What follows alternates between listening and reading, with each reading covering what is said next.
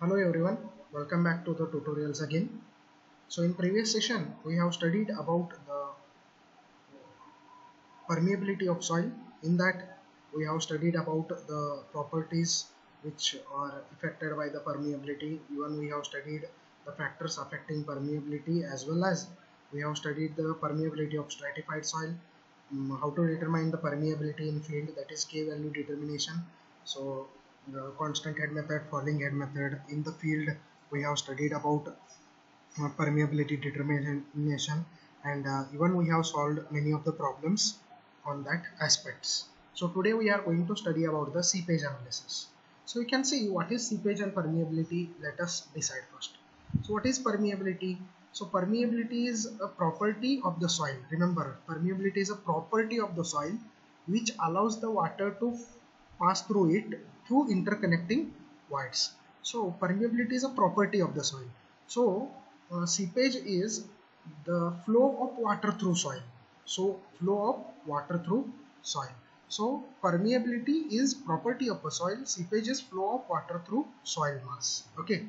So water can flow through the soil through interconnecting voids. But when this particular flow occurs, you can see over here, the flow of water occurs in the soil when there is a difference in total head between 2 points. So you might have heard or you might have learned, water will flow from high pressure zone to low pressure zone. Okay, so that is the thing they are saying over here. So if there is a difference between, if at some point the total head is high and if at another point total head is low, the water will flow from high total head to low total head point. So if there is a difference between total head between 2 points, the seepage is going to occur. Now you can see what is this total head actually we need to study. So if we know about this total head, we will be able to know about the seepage. So what is this total head? Total head is algebraic sum of pressure head and datum head or position head. So what is this pressure head and what is this position head? I will tell you. So H is a total head, small h is the sum of HW plus or minus Z. So what is this Z? Z is a position head. So let us think that I want to determine the total head at this point. If the water is flowing from upward to downward direction, there is some gravitational force which is going to act on that, and it is going to push this particular, or it is going to increase the head of this particular point due to this gravitational force. So at that case we are going to take the positive side here. When the flow is from downward to upward direction, at that time if I want to find out the pressure head at our total head at this particular point, it will be against the gravity. That is why we are going to consider the minus sign over here. So that's what they said. Z is positive if the point is above the datum. That's what I have said. So this is, let us think that this is a datum. If the point is above datum, if the flow is occurring in this direction, we are going to consider it as a positive, or else Z we are going to consider it as a negative. So just remind this, total head is a summation of datum, pressure head plus datum head plus or minus datum head. Now what is seepage pressure? Seepage pressure is nothing but pressure head at that particular point. So if I want to know about the pressure head, I must know about the seepage pressure. So I'll just repeat it, everything is interconnected. If I want to know about the, if I want to know about the seepage of the soil, I must know about the total head. If I want to know about the total head, I must study the pressure head and datum head. So if I want to know about the pressure head, I must know about the seepage pressure. Okay, so what is seepage pressure? Seepage pressure is a pressure exerted by the water, flowing water, I can say, pressure exerted by the flowing water on the section of the soil mass in a direction of flow. Let us think that this is a section of soil mass, flow is occurring in this particular direction. So whatever the pressure exerted by the flowing water is there on the cross section of the soil, that is called as seepage pressure. Okay, so it caused by energy transfer effect due to friction drag between water and soil particles. So why it is caused, they have given. So seepage pressure is given as PS, which is equal to H into mu W. H is total head at that particular point. Mu W is unit weight of water. So unit weight of water is kilonewton per meter cube.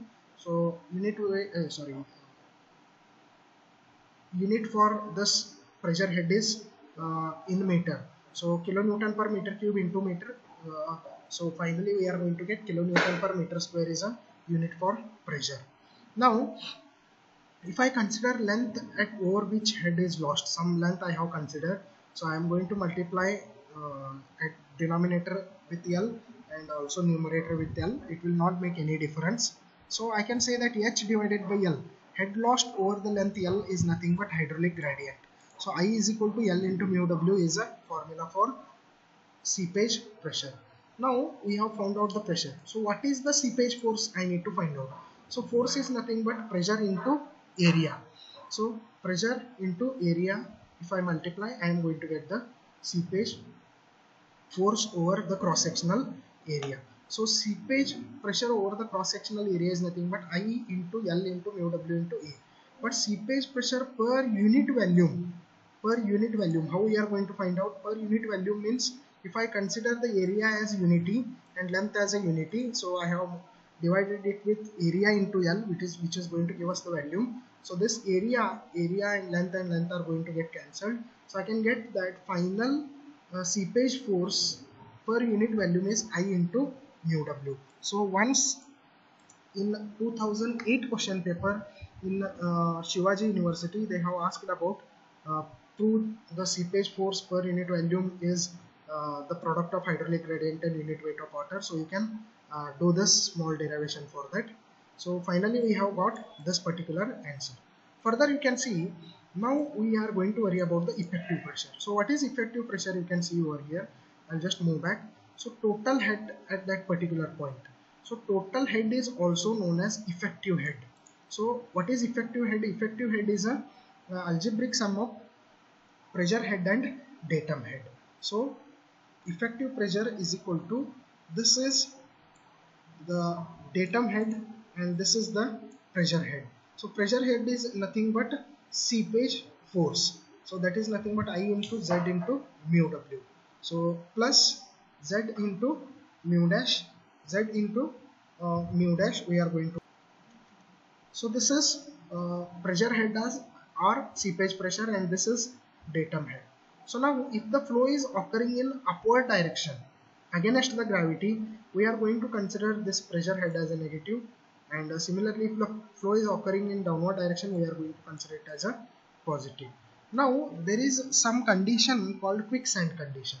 So you can see when a flow takes in upward direction, means against the gravity, so this particular term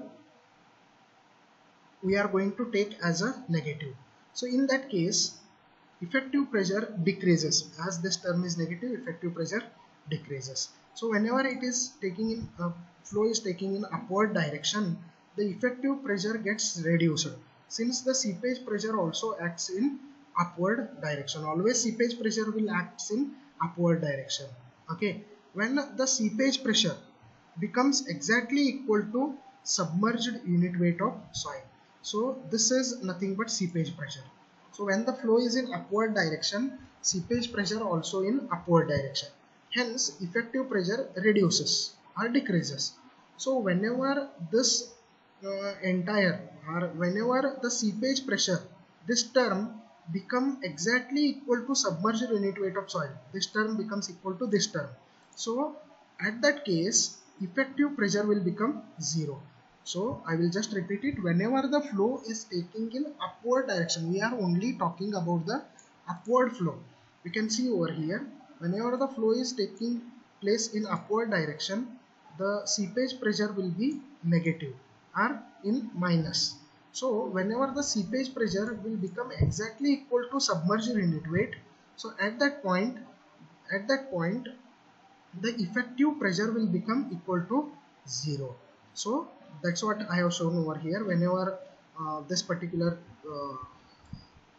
equation is become equal to this equation, the effective pressure will be equal to 0. So when this effective pressure becomes zero in cohesionless soil means a sand. It is not having any attraction between two independent molecules or particles. So whenever it happens, whenever effective pressure becomes equal to zero in cohesionless soil, the soil at that level loses all its shear strength. Means it loses all its shear strength as the effective pressure becomes zero. Because of that, soil particles have tendency to be carried away by the flowing water as they lose the total effective pressure. So soil will have tendency to flow away with flowing water. So this phenomenon of lifting of soil particles flowing through by flowing water is called as quicksand condition, or it is also called as quicksand or boiling condition. So this is about quicksand condition. Now you can see when this quicksand condition occurs. So whenever there is a effective pressure equal to zero, when this effective pressure will be equal to zero, effective pressure will be equal to zero when seepage pressure will become equal to submerged unit weight of the soil. So that's what I have written over here. When we can say that quick condition occurs at particular hydraulic gradient, that means the hydraulic gradient at which quicksand condition occurs is called as critical hydraulic gradient. I will tell you what exactly it is. So this Z and Z will not change, they will be constant. Unit weight of water will not change because it is same for water at any type of water. Submerged unit weight for particular type of soil will not change as it will remain same. The only thing which changes to make the soil as a quicksand condition is hydraulic gradient. So the hydraulic gradient at which quicksand condition occurs, that hydraulic gradient is called as critical hydraulic gradient. So if I want to write this equation, I will write the critical hydraulic gradient as IC. So I have just derived the equation for IC and I have got the equation for IC as G minus 1 divided by 1 plus E. So this is the equation for critical hydraulic gradient. Okay, so after this we will solve a few of the examples. So on this, so you can see over here. So this is the formula for critical hydraulic gradient calculation, and this is very much useful while solving the problems. We'll move further. So you can see over here, we'll solve a problem. The wide ratio of sand sample at loosest and densest conditions are found to be 0.55 and 0.98 respectively. If G is equal to 2.67, determine the corresponding value of critical hydraulic gradient. So to find out the critical hydraulic gradient, we need G and E. So what they have given? They have given E minimum and E maximum they have given. So for that purpose, critical hydraulic gradient in loosest condition and densest condition we need to find out. So while finding out the critical hydraulic gradient in loosest condition, we have to use the minimum wide ratio, that is E minimum, that is 0.55, and while finding the critical hydraulic gradient in densest condition, we have to use the E maximum, that is wide ratio in densest condition. So after using that and using a simple formula, we can get the critical hydraulic gradient for loose condition as well as dense condition. Okay, so next, what is the critical? This is a assignment problem or homework problem. What is the critical gradient of sand deposit? That is G is equal to 2.65 and porosity 35%. So we have the porosity. We know the relation between wide ratio and porosity. By using the relation between wide ratio and porosity, we can calculate the wide ratio, and if we know wide ratio and G, we can calculate the critical hydraulic gradient, that is IC. Next you can see next problem, the sand deposit with specific gravity of 2.65 and bulk density of 19.2 kilonewton per meter cube on field. Its natural moisture content is 9%. Determine the critical hydraulic gradient of sand deposit. Take mu W is equal to 9.81. So what and all data they have given? They have given G, mu B, water content, and mu W they have given. So to find out the hydraulic gradient, we need G and E. So already we are having G, we need to calculate E by using all the available data. Okay, so you can see over here we have the formula for mu b, that is bulk density is equal to G into 1 plus water content divided by 1 plus E. So 1 plus water content they have given, E we are having, so E we need to calculate, bulk density we are having, so by this we can calculate the value for E, and with that value for E we can calculate the critical hydraulic gradient value. Okay, so this is another question paper problem. At the toe of dam, the foundation soil has void ratio of 0.72. The specific gravity of soil solids is 2.65. To ensure the safety against piping upward, the gradient should not exceed 30%. So critical hydraulic gradient should not exceed 30% of gradient should not exceed 30% of critical gradient at which quicksand condition occurs. Estimate the maximum permissible upward gradient. So you can see what they have asked over here. Just I will write out the data. E is equal to 0.72, G is equal to 2.65. I permissible is equal to 30% of critical hydraulic gradient. So we need to find out the critical hydraulic permissible upward gradient. So that's what they have asked. You can see specific gravity they have given. Ensure the safety against piping effect. So I will tell you what is this piping effect later. It is depending upon the quicksand condition. So gradient should not exceed 30% of critical hydraulic gradient. So if the critical gradient at which quicksand condition occurs, I need to find out first, and 30% of that should be allowed. So for that purpose, what we have done, IC I have calculated initially by using the data G and E. So after using the data G and E, 30% of this critical hydraulic gradient is allowed. So 30% of IC I have calculated. So to calculate this IC, I have the formula G minus 1 divided by 1 plus E. So E they have given, G they have given. So by using this data, IC I have calculated and 30% is allowed. So hydraulic gradient which is allowed is 0.288. So this is nothing but 30% of critical hydraulic gradient. Okay, after this, stresses in the soil, it's not there for your syllabus. So just we will move down. We will move down to another important topic, that is piping effect. So piping effect I have written over here. So piping effect is very much simple concept. So piping effect is nothing but whenever the quicksand condition occurs, the seepage pressure will become equal to the submerged innate weight of soil. So at that condition we call the soil as a quick or sand as a quick. So at that point, whatever the soil, whatever the flowing water is there, that flowing water will take the soil particles away. So due to this continuous effect, the due to the continuous flowing away the soil particles, the soil in the soil body, the pipe type of structure will form, which allows the water directly to pass through as the water is passing through in the pipe.